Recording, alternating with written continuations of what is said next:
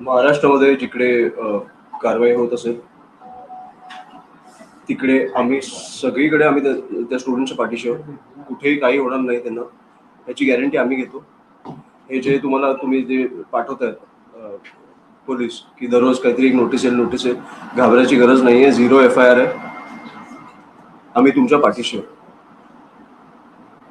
परवाचं मी सुरुवात करायची झाली तर परवा जेव्हा मी दिल्लीला पोहोचलो तेव्हा मला सकाळी एक बातमी आली की सोनम वांगचुक सरांची प्रकृती बिघडल्यामुळे त्यांना हॉस्पिटलला दाखल करण्यात आलं. नंतर जेव्हा मी हॉटेलला पोहोचलो तेव्हा मला कळलं ज्या प्रकारे 5-6 लोक सिव्हिलमध्ये आले. मी काही व्हिडिओज बघितले, सिव्हिलमध्ये आले. त्यांनी सांगितलं आम्ही डॉक्टर्स आहोत. एक पांढरा कपडा घेऊन आलेले आणि गुंडाळून घेऊन गेलेत त्यांना, गुंडाळून. मला त्यावेळेला सोनम वांगचुक नाही तर मला आपली लोकशाही दिसली. एक माणूस 20 दिवस उपोषणाला बसलाय, एवढा मोठा माणूस, त्याच्याशी तुम्हाला चर्चा करावीशी वाटत नाही. 20 दिवस उपोषण झालं, तुम्ही त्याला असं उचलताय. केंद्रातनं कोणाची इच्छा नाही झाली की जाऊन त्यांच्याशी एक चर्चा करावी. तो विषय तेव्हाच संपला असता, त्यांनी त्यांचं उपोषण सोडलं असतं. पण कोणाचीच इच्छा नाही झाली की जाऊन भेटावं तरी. ते झाल्यानंतर मी अभिजितला तिकडे भेटलो. मी त्याला विचारलं की सकाळपासून काय झालं. मी त्यांच्याकडे माहिती घेतली आणि मी सोनम वांगचुक सरांची तब्येत विचारली, काय परिस्थिती काय तिकडे. आणि मी तेव्हा निघालो. कालचा जो दिवस होता, मी त्या दिवशी पण बोललो की आपल्या देशाच्या राजकारणातला सगळ्यात काळा दिवस आहे, डार्केस्ट डे आहे आपला. त्या दिवशी पण बोललो. मला माहिती आहे तुम्हाला पण कुठेतरी वाटतंय आपल्या डोक्यात की हे आपलं लोकशाही कुठेतरी आपली हलते.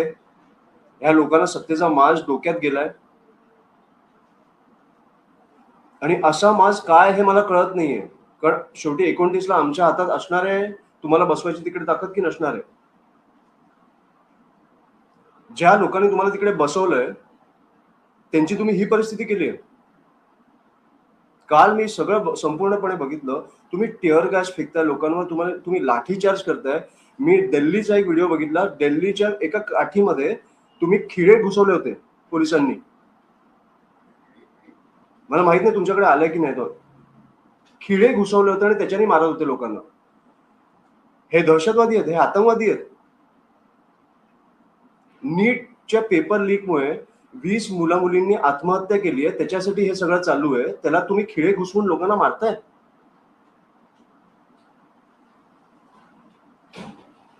ही कुठची परिस्थिती आणून ठेवली आहे तुम्ही. मुलींवर पोलीस हात उचलतायत, काठ्या उचलतायत. तुम्ही भाजपचे पोलीस आहात की तुम्ही राज्याचे पोलीस आहात.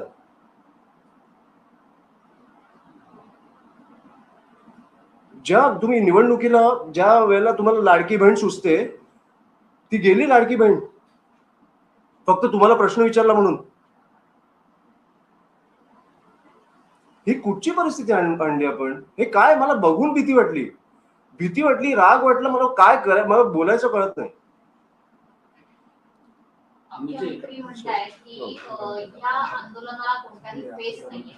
कोण बोललं. त्या फेसलेस लोकांमुळे तुम्ही तिकडे बसलाय. त्या खुर्चीवर तुम्ही ह्या फेसलेस लोकांमुळे बसलाय, हे विसरू नका तुम्ही. जसे तुम्हाला बसवू शकतात तसे उचलू पण शकतात.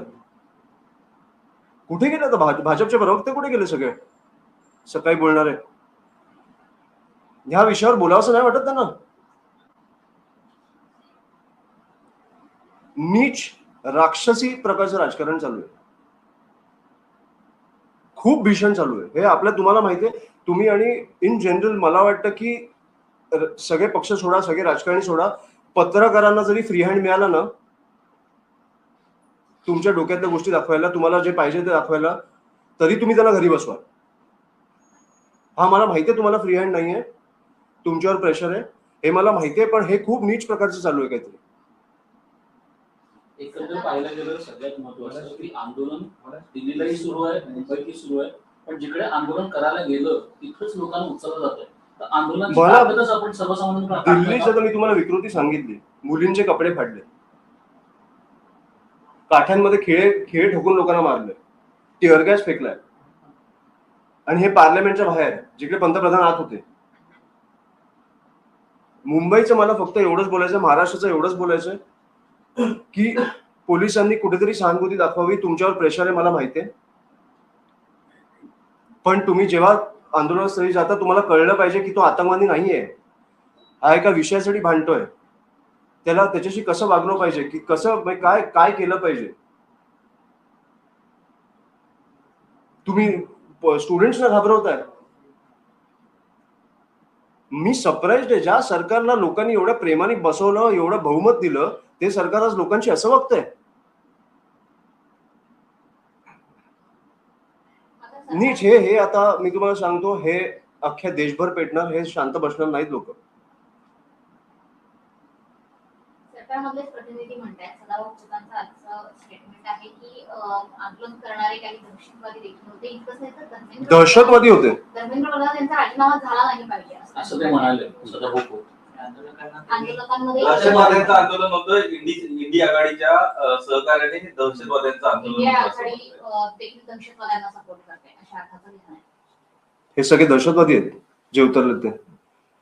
मग तुम्ही चुका केल्यावर तुम्हाला प्रश्न विचारणारे सगळे दहशतवादी आहेत. मला हेच कळत नाही. पुरावे द्या, आम्हाला पुरावे पाहिजेत. दहशतवादी तर आमच्या आजूबाजूला टेररिस्ट चालतात, आम्हाला पुरावे पाहिजेत. मुख्यमंत्री मला पुरावे पाहिजेत. आता ह्याच्या पुढे तुम्ही क्वेश्चन चेंज नाही करू, मला पुरावे पाहिजेत. त्या माणसाचा जो माणूस बोलला ना त्याच्याकडनं मला पुरावे पाहिजेत की हा माणूस दहशतवादी आहे. दहशतवादाचे पुरावे तर आपल्याकडे असणार ना, तुम्ही त्याला एवढं लेबल करताय. मला पुरावे पाहिजेत. जो माणूस आपल्या बाजूला फिरतोय तो दहशतवादी असेल तर आपल्याला भीती वाटली पाहिजे. काय नीच प्रकारे तुम्ही काय लोकांना लेबल करताय दहशतवादी म्हणून, जे लोक तुम्हाला प्रश्न विचारतात. मुख्यमंत्री असं म्हणतात की काही जणांचा हेतू चांगला असू शकतो आंदोलन करण्यामागचा, मात्र या मागे अराजकता पसरवण्याचा प्रयत्न या आंदोलनामधून केला जातो. कशी काल ज्या प्रकारे चैत्यभूमीला जे काय सायलेंट प्रोटेस्ट होता, मी बघितलं ते सगळं. शांततेत प्रोटेस्ट चालू होता. काय त्या मुलांनी काय केलं, पोलिसांवर हात उचलला किंवा काय केलं?